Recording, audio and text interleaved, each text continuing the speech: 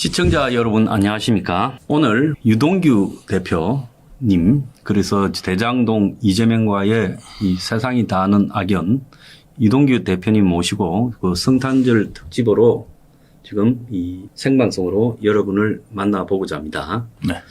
자, 유 대표님. 네. 얼마 전에 보니까 재판에 한번 가셔서 네. 이재명이 비웃길래 한 말씀 하셨다면서요? 뭐 비웃는 게 아니라 이재명은 뭐 지금 한참 신나 있습니다. 기본적으로. 그 사람 원래 잘 알잖아요, 성향. 예, 잘 알고 표정만 있는데. 봐도 어떤 생각인가 아시죠? 예, 지금 아주 신나 있습니다. 예. 신나 있고 이제 재판에 별로 관심이 없고 뭐 재판장이 어떻게 생각하든지 말든지 그거는 거의 관심이 없다라는 투로 보입니다, 저는.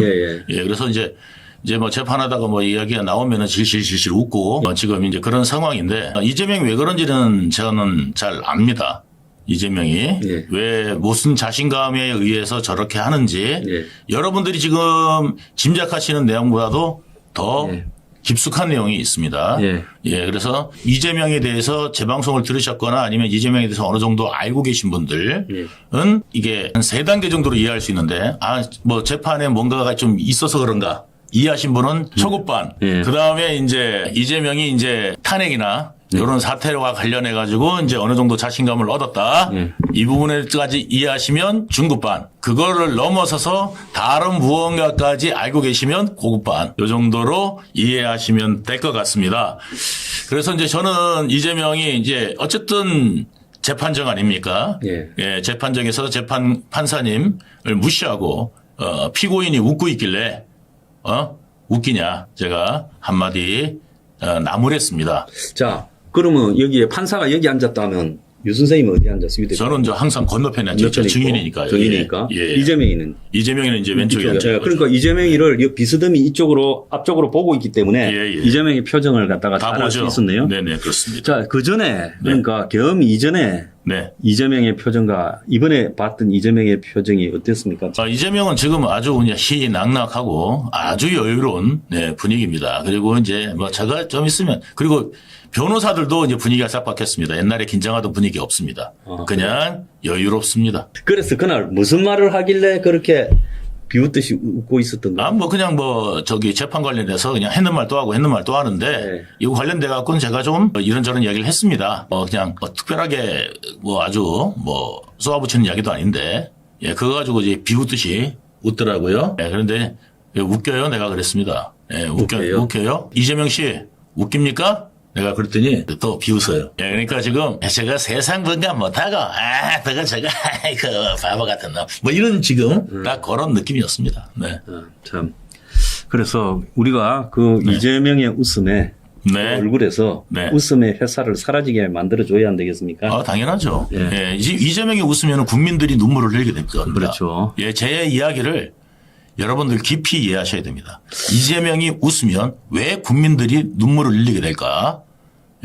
그걸 깊이 생각하셔야 돼요. 이 성탄절이라는 거는 그 인류를 구원하기 위해서 예수님이 제일 낮은 곳으로 내려와가지고 약자들과 함께 이 사랑을 전파한 거 아닙니까? 네, 그렇습니다. 그런데 이재명은 수준에 어울리지 않게 온갖 죄를 다 저지르면서도 지금 제일 높은 곳으로 가서 선동의 촛불을 갖고 한마디로 최고 권력자가 되어서 돈과 권력을 누리겠다고 저러는 거 아닙니까?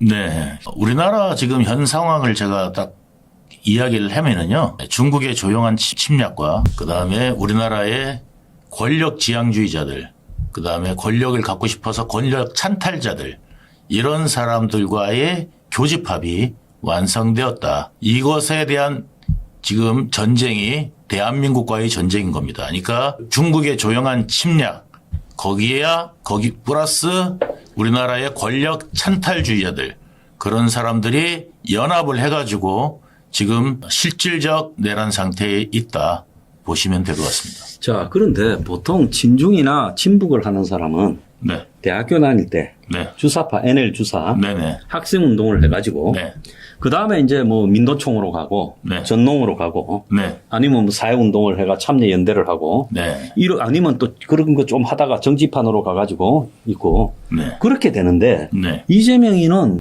중앙대학교에 가가 고시반에 들어가서까지 학생 운동 근처도 대학대 안 간 사람 아니에요? 네, 맞습니다. 그리고 그 다음에 변호사 돼서도 뭐 처음에는 뭐 운동권 변호사가 아니라 잘 먹고 잘 살 변호사였을 건데 저 사람이 성남시장이 되면서 그때 통진당하고 연대를 해서 그렇습니까? 언제부터 저 사람이 친북 친중이 됐다고 보십니까? 저는 자연스럽게 다 연결됐다고 보고요. 지금 이제 이재명 자체가 자기가 살아야 되지 않습니까? 예. 그 사는 과정에서 이게 대선 과정에서 친중을 많이 만났을 거고 그리고 이제 그 박병국이라는 사람이 중국 통입니다. 예. 그래서 이제 그 이재명 또 측근 아니겠습니까? 네. 라인이 다 연결이 됐다. 그냥 싱가이미한테 싱겁게 가가지고 머리를 좋아질 이재명은 아닙니다. 그러니까 분명히 뭔가 카드를 신호를 보내는 거죠. 중국에. 신호를 중국에다 줬고 그 신호를 중국이 받아서 오케이가 된 상태가 되지 않았나 저는 그렇게 판단합니다.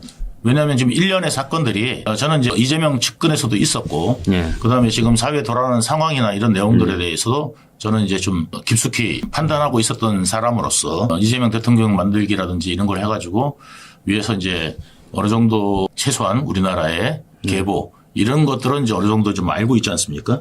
이런 상태에서 이 지금 돌아가는 상황들은 예, 여러분들이 생각하던 그 전에 친북, 좌파 수준이 절대 아닙니다. 그 정도 수준으로 우리나라가 그다음에 이재명이 저렇게 웃을 수 있다? 아닙니다. 더 큰 정말 이재명은 앞에 어떻게 보면은 이재명은 이제 옴짝달싹 못하고 그 안에서 움직일 수밖에 없는 마리오네트가 이재명 스스로도 됐다 이렇게 생각합니다. 왜냐하면 이재명은 살아남아야 되거든요. 그러니까 이제 사법 리스크도 벗고 자기는 감방 가기도 싫고 이런 이재명이 니즈를 채워줄 수 있는 세력을 만나는데 바로 그것은 중국이다 이렇게 생각합니다. 자, 초기에 이재명을 이제 경기 동부연합 네. 이석기 성남이 네. 그 아지트였잖아요. 네. 그런데 이제 거기에 정진상이가 성남에 그 경기 동부연합과 일정한 이해관계를 가지고 거기에서 사회운동한다고 와 있다가 이재명이하고 엮이면서 네. 이재명을 그 이제 주사 쪽으로 네. 안내하게 됐다. 네. 그런 이야기도 있고 그것 때문에 통진당하고 예. 2010년 성남시장 선거에서 예. 이제 이 같이 꾸렸지 않습니까? 네. 그러니까 공동 네. 선대본을 만들고 네. 통진당이 사퇴하고 네. 대신에 그 자리에서 사회적 기업 이제 이재명이 네. 되고 난 뒤에 많은 알짜배기들을 차지했지 않습니까? 통진당 네. 네. 출신이. 그런데 그 정진상의 속성은 어떻습니까? 그냥 종진상은 사실상 지금 제가 볼 때는 많은 이제 권력은 잃었을 겁니다. 네.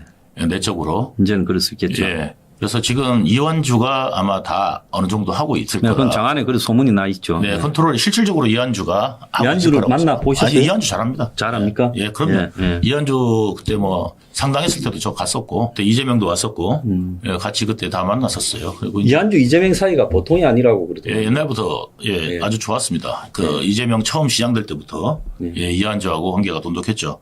그리고 이제 경기연구원 원장하고 이제 그래가지고 이한주하고 전지상하고 저하고 이렇게 해가지고 소주 한 잔 마시고 했었습니다. 자, 그러면 참 우리가 사람을 이렇게 볼 때 이재명 같은 류의 사람은 정상적인 사람이라면 객관적으로 봤을 때 참 친해지기가 어려운 유행일 거라고 보이는데 그 이재명이가 그 뭐 인간적인 매력이 좀 있습니까? 자기의 어떤 내부적인 것들은 철저하게 잘 감출 수 있는 사람입니다. 포커페이스로. 포커페이스 할 수 있습니다. 예, 예. 포커페이스 할 수 있고 필요하다 싶으면은 저 사람이 필요하다. 적으로 두면 안 되겠다 싶으면은 자기 편으로 끌어들이는데 로비력 이런 거를 갖다가 사람들 로비력이 좋은 사람들을 높이 평가합니다. 그러니까 김만배가 그 당시는 필요했죠. 로비력이 좋으니까. 로비력이 좋으니까 이제 그런 것들을 잘 활용합니다. 근데 이제 지금 상태에서는 그 당시에 성남시 권력으로도 그 정도였는데 지금 이제 이재명은 옆에 붙어 있거나 그 다음에 이재명이 자기가 운영한다고 생각하지만 자기가 역용당하고 있는 지금 상태라는 거를 이재명은 머리가 좀 나쁘긴 하거든요. 예, 그래서 잘 모를 수는 있습니다. 예, 그러니까 지금 이 대목에서 유동규 대표께서 이 말을 하는 이유는 이재명이가 자신도 모르게 좁은 범주에서는 친북에 속되었고 크게 보면 친중의 거대한 이 동북아 그림 속에 소모품이 됐다. 지금 이런 말씀을 하시죠. 네, 저는 그렇게 봅니다. 그래서 이재명은 중국이 이재명을 어느 정도 끌고 가다가 이제 뭐냐면 이재명 리스크가 좀 크고 이재명의 지도력으로는 이재명의 품성은 또 다 언제 또 중국에 대한 배신이 있을지 모르기 때문에 그래서 이재명을 제가 볼 땐 탄핵 정국에서 친중 정국으로 끌고 가는 데까지 활용되고 이후에 상황이 갈 때는 아마 다른 배를 중국은 준비하지 않을까 저는 그렇게 생각합니다. 자, 그러면 이재명이가 예. 지금 어떻게 보면 이 좁은 담벼락 위에서 옛날에 보면 아바 노래 중에서 뭐 슈퍼 트루퍼 이런 게 있었잖아요. 네네. 그러니까 이 막대기 하나를 가지고 예. 이렇게 좁은 이 네. 이 뭡니까 밧줄 위에서나 예. 담 위에서 이제 줄을 타는 건데. 외줄타기요. 그런데 이재명이가 지금 미국에서 보면 제가 아는 미국의 그 롤레스 씨하고 그 어제 예. 이야기했지만 오웬런 씨가 버여에서 예. 무려 한 28만 조회 역사상 버여에 미국의 예. 소리 방송에 예. 제일 많이 조회가 됐대요. 네. 거기 보면 이재명의 지금 이 친중 친북 속성이 나오게 되면 네. 미국과의 관계가 깨질 거다. 네. 그래서 이재명이 지금 저렇게 그러지 않은 적점령군이라는 말을 안 쓰고 최근에 좀 온건적인 척하고 미국에 건들려고 노력하는 게 저게 진심인가라는 그런 이야기가 나왔어요. 네. 자, 그러면 지금 이재명이가 미국에 5만 사람을 보내가지고 트럼프를 사전에 좀 만나자. 아니면 뭐 트럼프가 자기한테 뭔가 전화라도 좀 하자. 지금 끈을 떼고 있거든요. 네. 자기한테 주어져 있는 충분히 그러고 남았습니다. 친중, 예, 충분히 그러고 남았습니다. 친북적인 딱지를 예. 미국에 의해서 면제받자라는 거 아닙니까? 네, 맞습니다. 그러면 세탁하게 해야죠. 이재명이는 미국한테 잘 보여야 되고 또 한편으로 지금 중국의 일종의 아까 마리오네트? 예, 네. 꼭두각시처럼 돼 있는데 네. 중국하고의 관계도 이렇게 잘해야 되는 그 네. 이중성에서 네. 어떻게 줄타기가 잘 될 거라고 봅니다. 게다가 이제 북한까지 연결돼 있거든요. 예, 북한까지도 연결돼 예, 있죠. 북한까지도 연결되고 예. 친북 세력까지 연결돼 있지 않습니까? 그 친북 세력까지 연결돼 있어 예. 민주당 당내에서도 이제 친북 세력이 있고 친중 세력이 있고 예, 여러 가지 그렇죠. 세력이 있단 예. 말이에요. 이제 나중에 보면은 이제 그거에 대해서 또 파벌 싸움이 심각하게 민주당 당내에서도 벌어질 거라 예. 저는 이렇게 봅니다. 그런데 어쨌든 중국은 절대 약자가 아닙니다. 절대 강자라고 보여주고요. 제가 알기로는 중국이 지금 이런 걸 준비한 게 한 20여 년이 넘었다는 걸로 알고 있습니다. 중국의 일종의 대남 진공 전략이라고 봐야겠죠. 예, 조용한 침략이 20여 년이 흐르면서 어느 정도 우리나라의 모든 계보, 그 다음에 라인 이런 것들을 꿰고 있고요. 중국은 이미. 예. 그리고 이제 거기에서 이 사람들의 약점과 단점, 장점들, 예, 그 다음에 영향력을 끼칠 수 있는 사람들, 이런 사람들의 어떤 계보까지도 완전히 거의 꿰뚫고 있다라고 보시면 예, 됩니다. 시진핑이가 친분 관계까지. 예. 트럼프가 당선됐을 때 처음 당선됐을 때 네네. 트럼프를 만나러 가서 네. 옛날에 명청나라 때 중국 지도를 보여주면서 네. 그때 보면 중국의 영역은 아주 파란색, 조공국, 네. 한국 같은 조공국은 좀 연한 하늘색. 네. 이래갖고 중국의 영역을 표시한 지도들이 많거든요. 네. 요 근래도 많이 있습니다. 네. 그러니까 과거 명청 시대에 한국은 네. 중국의 영토 일부였다. 네. 이렇게 이제 트럼프한테 말을 했죠. 네, 맞습니다. 지금 네. 중국이 한국을 생각하는 것은 과거의 속국의 지위를 이렇게 그대로 네. 만들어야 되는데 네. 지금 북한은 그렇게 만들었다 생각했는데 네. 남한이 지금 해방 이후에 미군이 네. 진주해가 네. 6.25 때부터 이제 중공군과 싸우면서 네. 남한이 중국의 영역에서 그야말로 네. 이 쐐기판처럼 네. 가장 아프게 중국의 밑에서 깊숙이 쑤시고 있는 네. 그 자유 네. 우방의 핵심인 거죠. 네. 그러니까 중국은 빨리 남한을 중국화해야 되겠다. 네. 이게 최대의 과제 아니겠습니까? 맞습니다. 예. 네. 그래서 지금 오히려 대만보다도 예. 한국에 대한 정치상, 대만은 오히려 갑옷을 입고 중국 같은 중국 어떤 좀 중화권. 문화가 있으니까 예. 그 속성을 잘 알지 않습니까? 예. 그러니까 그거에 대한 대비가 있는데 우리는 중국인에 대한 속성을 잘 모릅니다. 예. 그리고 사실 중국을 잘 모릅니다. 그렇기 때문에 어떻게 지금 이것을 우리나라에 침투돼서 됐는지 지금 요번에 중국에 대해서 간첩법 통과시키려니까 거부한 게 민주당 아니겠습니까? 민주당이죠. 예. 예. 간첩법 통과시키면 안 되죠. 다 된 밥이 재뿌리는 거니까. 예. 그리고 뭐까지 없애줬냐면 국정원까지 수사 조사 기능을 없애버리지 않습니까? 예, 예. 국내를 없애줬거든요. 왜 그러냐면 간첩이 우리나라에서 활동하지 중국에서 활동하지는 않을 거 아니에요? 그렇죠. 중국 간첩이 우리나라에서 활동하는데 우리나라 안에서의 대공 기능, 그다음에 이제 수사 기능 이거를 갖다가 없애버린 게 지금 민주당입니다. 그러니까 중국이 원하는 완전히 무대가 예, 펼쳐진 거고요. 중국은 우리나라에서 간첩질을 해도 간첩죄로 처벌받지도 않습니다.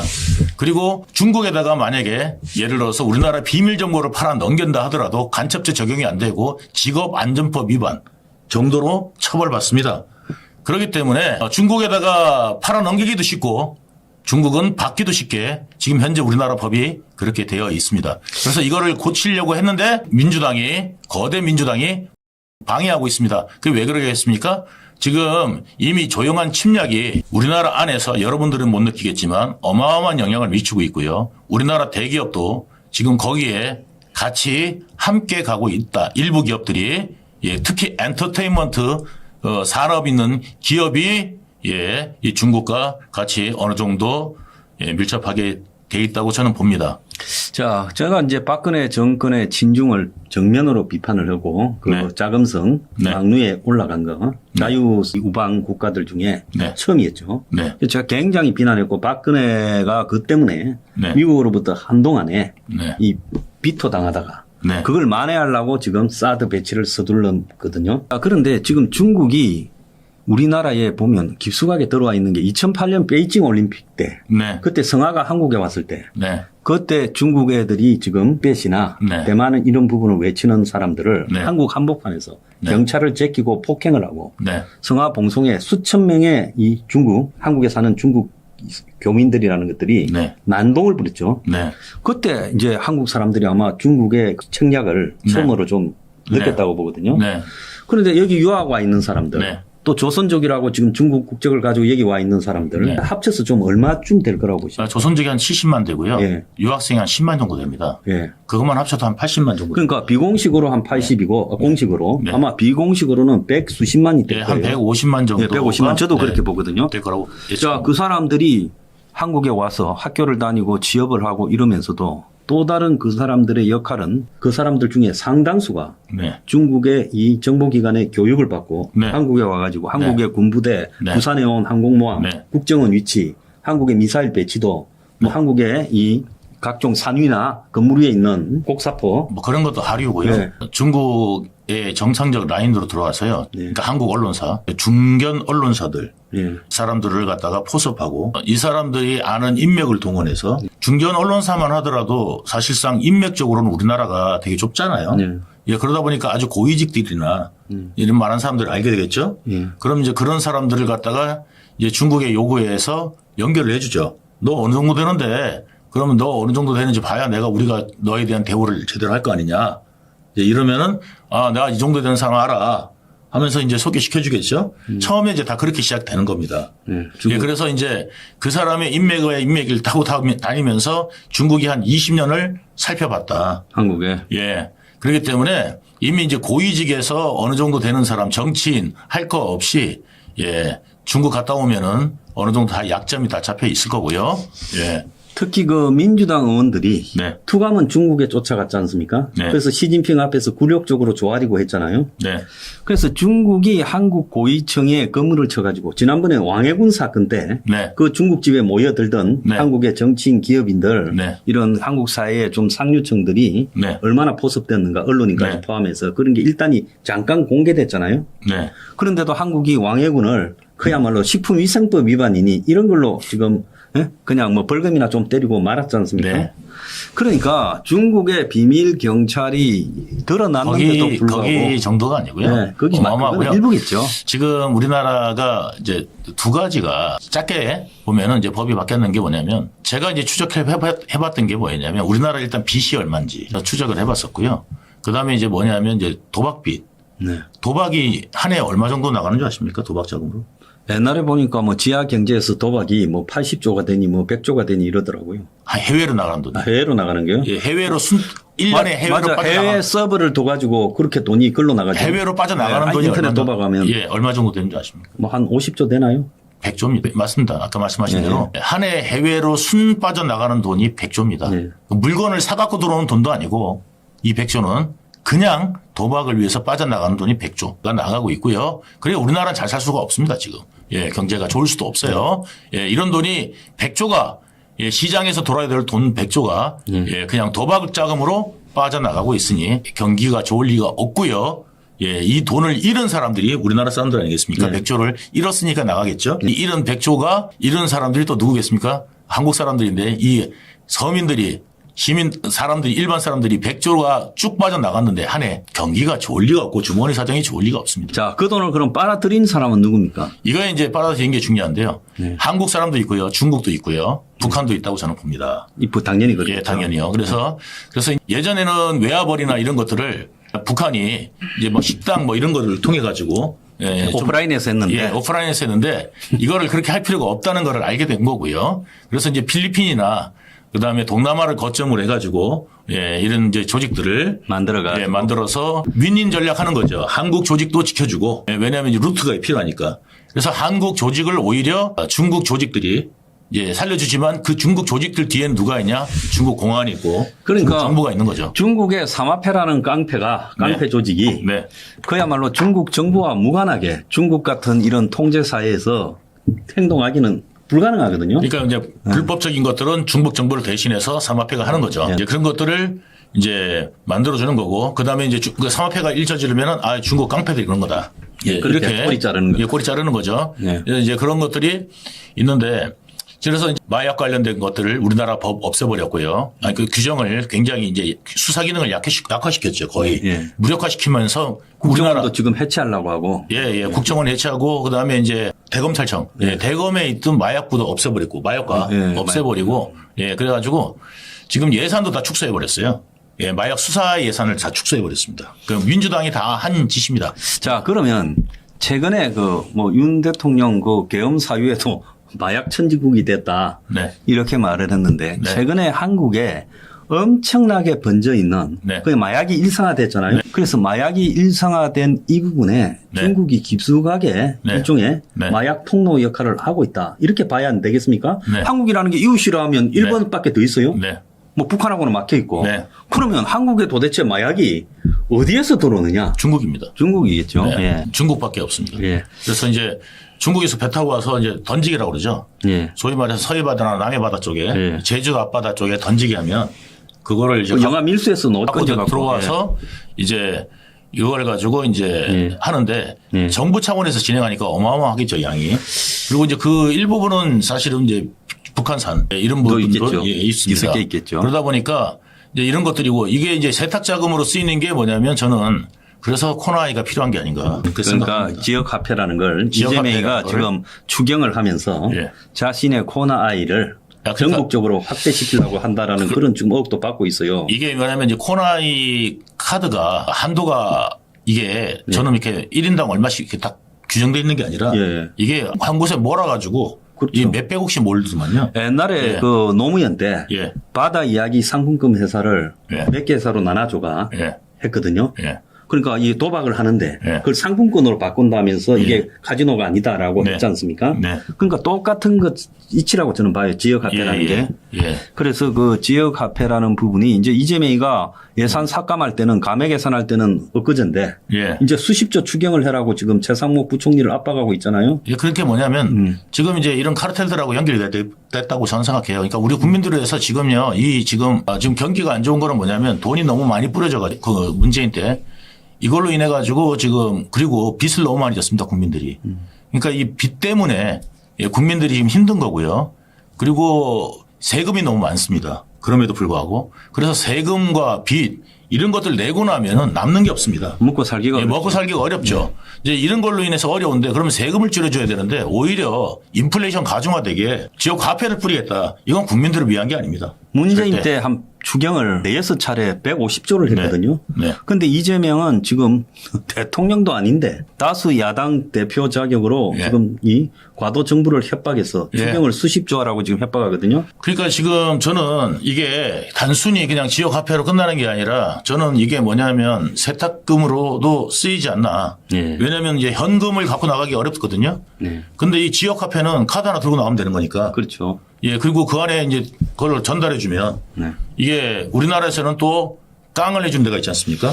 그러니까 보통 이런 자금, 이렇게 불법 자금의 이게 수수료가 50% 정도 된답니다. 세탁하는데. 그렇겠죠.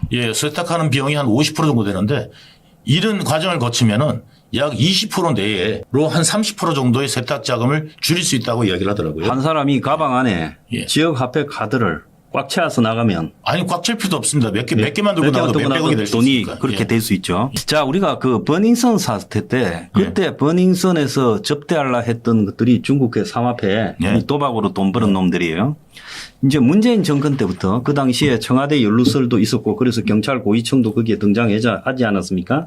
그러니까 좌파 정권이 중국하고 연루된 부분이 상당히 오래됐는데 그런데 지금 이재명이 중국과 깊숙이 연결돼 있다. 전번에 재작년입니까? 그 싱하이밍 중국 대사 거의 부국장급 정도밖에 안 될 건데 중국에 가서. 국장급이죠. 잘 봐요. 국장급입니다. 그런 자 앞에서 15분간 훈계를 듣고 그랬지 않습니까? 그때 굉장히 이상한 모습이었잖아요. 이재명이라는 그런 어떻게 보면 좀 시금방진 사람이 그 중국의 대사 급도 낮은 그 앞에서 저기 국회에 스님 불렀더니 그때 싫은 소리 하니까 두 마디만 듣고 내쫓은 거 아닙니까? 그러니까요. 그런 사람인데 이재명인데 싱하이밍이 훈계하는 거는 끝까지 듣고 있었어요.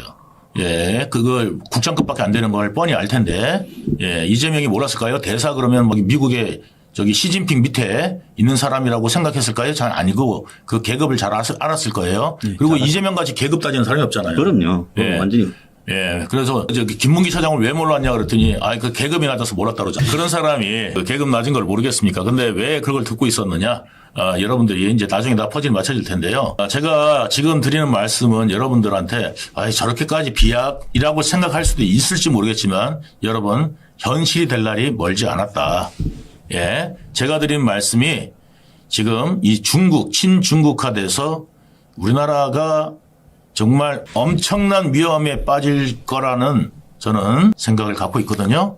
그래서 이재명이 대통령이 되는 순간 우리나라는 친중정부 들어서고 지금 미국에서도 경고하고 있고 미국 언론에서도 경고하고 있지 않습니까?